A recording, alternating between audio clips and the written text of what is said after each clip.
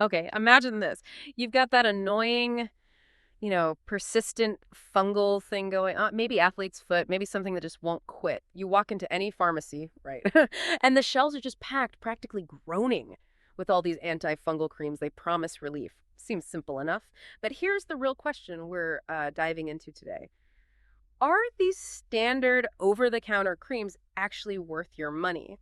Or is there maybe a different way, perhaps looking at natural alternatives that might offer a more lasting fix? So our mission today is really to pull back the curtain on this whole thing. We're going to take a really comprehensive look at, well, the effectiveness, the actual costs, and frankly, some pretty big limitations of those usual drugstore treatments. And we'll compare them with some pretty fascinating natural solutions that are emerging. This deep dive, it's all about helping you cut through the marketing noise, understand some maybe surprising facts, and ultimately make a really informed decision for your health and, yeah, for your wallet too. Ready to sort of peel back the layers on this. Okay, let's unpack this. So let's start with just how big this problem is. Fungal infections, sometimes they're called a hidden epidemic, and there's a good reason for that. What might really surprise you, I think, is that over 1 billion people worldwide are affected by these kinds of issues. A billion. That makes them one of the most common health problems on the entire planet. It's huge. Absolutely. And the money involved. Consumers are shelling out over $3 billion annually on treatments. It's a staggering amount of money, isn't it? And what's really striking, I think, is that even with all that spending, the recurrence rates, they stay frustratingly high. Yeah. And that's where you hit the core dilemma, really. Are we just, patching things up temporarily, or are these treatments actually designed to solve the problem for good? And that high recurrence rate, that really sets the stage for our whole discussion, doesn't it? Let's start by breaking down the conventional approach, those creams you see everywhere, the over-the-counter ones. They definitely have some points in their favor. I mean, immediate availability, convenience. That jumps right out. Well, definitely. You can just walk into a grocery store or pharmacy, pick one up. No prescription needed. Super easy. And beyond just being easy to grab. Well, there's the backing of clinical testing, FDA approval. Yeah. That's actually a big deal for a lot of people. It gives you a certain confidence, in their safety and how well they work. Right. These aren't just random concoctions. Exactly. Ingredients like, say, miconazole that works by messing with the fungal cell wall, or terbinafine, which stops the fungus growing. They've been studied a lot. They also offer standardized dosing, so you get a consistent, proven amount. Predictable. And many can even be covered by insurance if a doctor prescribes them. Plus, there's a huge variety, right? Sprays for athlete's foot, special liquids for nail fungus, lots of options for specific problems. On the surface, they seem to tick all the boxes. Convenience, quick relief. But okay, what's the catch? Where do they fall short, especially long term? Right, the big one. The major hurdle that really trips people up is, well, their limited long-term success. Sure, they might give you quick relief, sometimes almost immediately. But the studies, they show recurrence rates climbing as high as 70%. And that's often within just 1 year of finishing the treatment. 70%. Wow, that's not just a little bit high, is it? What does that actually tell us about how these creams work, fundamentally? Yeah, are we just kind of painting over the problem?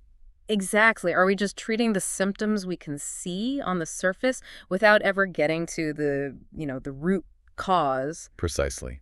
It's like constantly sweeping up leaves but never actually trimming the branches of the tree causing the mess. Most of these creams, they work externally on the symptoms. They often fail to tackle the underlying issues. Like what kind of issues? Things like maybe a weakened skin barrier or imbalances in the local immune system, or even just persistent moisture creating the perfect environment. And that focus on just the surface, that's a huge reason for those frustrating relapses. You clear it up, it comes right back. And then there are the potential side effects from the chemicals themselves. That's another layer. These can range from, mild skin irritation, maybe a burning feeling. Yeah, redness, sometimes allergic reactions. And even skin thinning if you use them for a really long time. That's a critical point, especially for chronic conditions. Plus, there's the issue of resistance. Ah, right, like with antibiotics. Similar idea. Overusing these antifungals can actually lead to the fungi themselves becoming resistant, which means future treatments. They might not work as well. That's a growing concern in the medical community. And the cost. We mentioned the $3 billion overall, but individually. Okay, one tube might seem cheap, maybe $8, $15. Seems affordable up front, yeah. But if you've got that 50, 60, 70% chance of it coming back. You're buying it again. And maybe again. Exactly. You could easily need, 2, 3, 4 more treatments in a single year? Right. So suddenly that $10 tube isn't $10 anymore. It adds up fast. We're talking cumulative costs that can easily hit $150, $200, even $300 plus annually just for the creams. And that's before you potentially need to see a dermatologist, right? Which should be another couple $100, maybe more, each visit. Yeah, it becomes a real financial drain for something persistent. It really does. And if you tie this all together, many traditional creams are designed just to kill the fungus. That's their main job. They often overlook the other crucial parts, like supporting your body's own healing processes or fixing those underlying factors that allowed the fungus to thrive in the first place. Which really makes you pause and think. Yeah, if the standard methods have these kinds of drawbacks, these limitations, what's a different angle? Is there another way to tackle this? That's the perfect transition, because this leads us right into the rise of, well, natural solutions. These often come from a more holistic philosophy, wouldn't you say? Generally, yes. They typically aim to combine multiple natural ingredients. The idea is that these ingredients work together synergistically. Synergy. So tackling both the symptoms you see and those deeper underlying causes. Exactly. Often supporting overall skin health, maybe boosting local immunity, trying to create an environment where fungus just doesn't like to grow. And a really key insight here, I think, is how natural compounds often work. They usually have multiple mechanisms of action. Okay, multiple ways they fight the fungus. Right, which makes it much harder for the fungi to develop resistance compared to, say, a single synthetic chemical targeting just one pathway. That makes sense. Harder to adapt to. Plus, plant-based ingredients naturally drive stuff. It's generally gentler on the skin. Less irritation is common. And sometimes they offer other perks, too. Often, yeah. Things like moisturizing, anti-inflammatory effects, even antioxidant protection for the skin, which can make them feel better to use long-term, potentially more sustainable, without worrying so much about tolerance building up or those cumulative side effects we talked about. Okay, that all sounds really promising, but is it all upside? Is it totally smooth sailing with natural options? What are the potential drawbacks or things you need to watch out for? Oh, there are definitely considerations. It's not a magic bullet either. For one, the natural products market. Well, it can be a bit inconsistent. Quality control. Standardization. Exactly. Not all products are created equal. The source of the ingredients, the manufacturing, it all matters. You have to choose reputable brands. Okay, do your homework. What else? You might find, and this requires some patience, that natural treatments sometimes take a bit longer to show those initial improvements. It might not be that super fast symptom relief you get from some conventional creams. Consistency is really key. Right, not necessarily a quick fix. And then there's the research aspect. While many natural ingredients have, centuries of traditional use behind them, some might have less modern, large-scale clinical trial data compared to the big pharmaceutical options. So, maybe strong traditional evidence, but less of the specific kind of studies that pharmaceuticals go through. Often, yes, though research is growing in this area. And you mentioned cost before. Sometimes the good natural ones have a higher price tag up front. That can be the case, yeah. Quality natural ingredients and careful formulation can sometimes mean a higher initial cost than just a basic drugstore cream. Okay, so let's maybe make this more concrete. Let's look at an example that our sources brought up as a kind of case study in this natural innovation space. Kerassentials. Now, the way this product is described, it takes what they call a comprehensive approach. It's combining several natural ingredients, and these ingredients have known antifungal properties, or they're there to support skin health. Right. So they feature things like tea tree oil. That's probably one of the most well-known natural antifungals. Potent stuff, antibacterial too. Yeah, I've heard of that one. And then they pair it with others like lavender oil, organic flaxseed oil, almond oil. And those are more for skin soothing, nourishment, maybe helping repair the skin barrier, benefits beyond just killing the fungus. And that really gets to what often sets these types of natural formulations apart. Yeah. That idea of multi-ingredient synergy. Synergy again. So the whole is greater than the sum of its parts. Kind of like that, yeah. Think of it maybe like a well-coordinated team effort for your skin. Tea tree oil goes in first, tackles the fungus directly. Then maybe lavender oil steps in to calm the irritation. And maybe flaxseed oil works on rebuilding that protective skin barrier. Okay, so each one has a specific job working together. Exactly. Making the overall approach potentially more comprehensive than just relying on one single active ingredient. They also often focus more on prevention of recurrence, trying to create healthier skin overall, supporting the body's natural defenses so the fungus doesn't come back easily. So it sounds like when you're looking at products like this one, Kerassentials, or really any natural solution, it's super important to dig into the details. Like, what's the quality of these ingredients? Where are they sourced? Manufacturing standards, too. Are they made reliably? And is there any actual clinical research specifically on that formulation? Not just on, say, tea tree oil in general, but on this specific product. That's a really good point. Evidence for the final product itself is ideal, though sometimes harder to find for natural combos compared to single-ingredient drugs. Okay, now let's really get into the money and the science, because for a lot of us, this is, well, it's the crux of the decision, right? Is this really worth it? When we look at traditional treatment costs, we talked about the sticker price, $8 to $15 maybe. Seems low. But there are these hidden costs, aren't there? That average treatment might be 4, maybe 8 weeks. But then you factor in that 50, 60, 70% recurrence rate. Meaning you're likely buying it again. Maybe 2, 3, 4 times a year. Exactly. So that annual cost starts climbing, $150, $200, $300, or even more, just on the creams. And that's still not counting potential doctor visits if it gets bad or keeps coming back. Right. Those specialist visits add another significant layer of cost. Okay, now contrast that with the investment in natural solutions. You mentioned the upfront cost might be higher. Maybe $50 to $80 for a bottle. Yeah, definitely more than a single tube of the cheap stuff. But a quality natural product might last longer. Maybe give you 2 or 3 months supply in that one bottle. Okay, so cost per month might be different. Potentially. And crucially, users often report lower recurrence rates if it's actually helping prevent it from coming back. Then you're not buying it as often over the year. Exactly. Plus, you factor in those extra skin health benefits, moisturizing, soothing. Suddenly, that potential annual cost, maybe somewhere in the $200 to $320 range, could actually end up being more cost-effective over the long haul. It's a different way of looking at the budget, isn't it? Not just the price tag on the shelf today, but the total cost over time. It's total cost of ownership, essentially. Like maybe paying a bit more for a reliable card that doesn't need constant repairs versus a cheaper one that's always in the shop. It's a really interesting shift in perspective on what value means in this context. Okay, what about the science? What does the evidence actually say? Traditional antifungal creams. They do have a lot of clinical research behind them, right? Supporting their short-term effectiveness. Oh, absolutely. Extensive studies. Ingredients like terbinafine, meconazole, they've been shown consistently to clear up fungal infections. We're talking 60, maybe 80% success rates during the active treatment period. They work. Short term. However, and this seems like a really critical however. Yeah, it is. Long-term studies. They consistently highlight those really concerning recurrence rates we keep mentioning.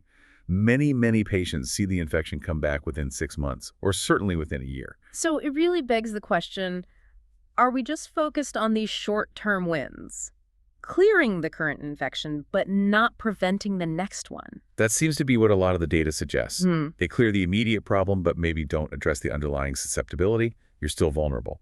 Now, on the natural side, the research. Well, it's showing some really promising results for a more sustained approach. Okay, like what? Studies on tea tree oil, for instance. Some have shown it can be pretty comparable in effectiveness to conventional treatments for things like athlete's foot. Research into oregano oil shows it has potent antifungal properties against a range of different fungi. Lavender oil studies show it can both fight fungus and soothe the skin. So multiple benefits there. And then there's research looking at combination formulations, like the Kerassentials example. These often suggest enhanced effectiveness compared to just using one single ingredient on its own. That synergy idea again. Exactly. The key is figuring out how to best leverage these findings to get results that actually last. And it's important, to reiterate, while these results for natural ingredients are definitely promising, really exciting even, Yeah. more specific, large-scale clinical trials on the exact formulations being sold are always helpful to really solidify those claims. Absolutely. More research is always good, especially on specific branded products. So, okay, let's try to pull this together for the listener. When might those traditional over-the-counter treatments actually make the most sense for you? Good question. Well, maybe for a first-time infection, something mild. Okay, never had it before. It's not too bad. Right. Or if your absolute top priority is just getting some symptom relief right now, fast. Immediate relief needed. Also, if you know you have allergies to certain natural ingredients, obviously the conventional route might be safer. Makes sense. Or if upfront cost is truly the #1 deciding factor and you just need the cheapest option today. or for very short-term needs. Okay. And then conversely, when might leaning towards natural solutions be a better fit for your particular situation? Well, certainly if you're dealing with chronic infections, things that keep coming back and back. The recurring nightmare. Exactly. Yeah. Or if you've tried the chemical treatments before and had side effects, irritation, burning, etc. Right, if they didn't agree with your skin. Or if you're just looking for a more holistic approach generally, thinking about overall skin health, not just killing the fungus. Supporting the body's balance. Yeah. Or if you're concerned about that resistance issue we talked about with long-term use. Mm-hmm. Or simply, if your goal is long-term maintenance and prevention, trying to stop it from coming back in the first place. Natural options might align better there. But regardless of which path you're leaning towards, there are some key things everyone should consider. Okay, what are those? First, the severity of your infection. If it's really severe, spreading fast, you probably need to see a doctor right away. Might need prescription stuff. Don't mess around with serious infection. Definitely not. Your personal health history is vital too. Any allergies, sensitivities, how you reacted to treatments before. Oh, thyself. Right. And think about your lifestyle, your preferences. How committed are you to applying something consistently? Do you strongly prefer natural over synthetic or vice versa? What are your overall long-term health goals? Then budget, of course. And budget, yeah. Looking at both the short-term cost and that potential long-term cost, including needing repeat treatments. You know, ultimately, it sounds like the most cost-effective strategy, no matter what treatment you choose, is prevention. Absolutely. An Yep. ounce of prevention. It's totally true here. So thinking about things like environmental control. Yeah, keeping your feet or whatever area is affected really clean and dry. That's huge. Choosing breathable footwear, maybe avoiding walking barefoot in like gym locker rooms, pool decks. All those public damp places. Good hygiene practices are just fundamental too. Regular washing, drying thoroughly, especially between toes. Changing socks often, particularly if you sweat a lot. And don't underestimate supporting your immune system overall. How does that help? Well, a strong immune system is better equipped to fight off infections naturally. So good nutrition, getting enough sleep, managing stress, Yeah, it all contributes. makes sense. It's all connected. And intervening early. If you think you feel an infection starting, address it promptly. Don't wait for it to get deeply entrenched. Makes it much easier to treat. Significantly. Regardless of whether you choose conventional or natural, healthcare pros often stress this comprehensive view. Assess properly, treat individually, focus hard on prevention, choose quality products, and be consistent. That's the recipe for the best results. So let's land the plane here. The verdict. Are those over-the-counter antifungal creams just a waste of money? What we've kind of uncovered today suggests, well, it's not black and white, is it? Not at all. The best solution really seems to be a personalized one. Right. Those traditional creams, they can definitely provide needed relief, especially for maybe a mild first-time infection, quick symptom control. They have their place, but For people really grappling with those recurring issues or maybe looking for that more holistic skin-supporting approach. yeah, for them, natural formulations, even if they cost a bit more upfront, might actually offer better long-term value. Yeah. Better results over time, less recurrence. And the key to success, I think we've seen, really boils down to a few things. Understanding what's causing your fungal infections. Getting to the root cause. Committing to using whatever treatment you choose consistently. No skipping days. Consistency is crucial. And, maybe most importantly, putting those effective prevention strategies into practice. Every day, regardless of which product you're using. And that's really what we hope you take away from this deep dive, the power to make a truly informed choice.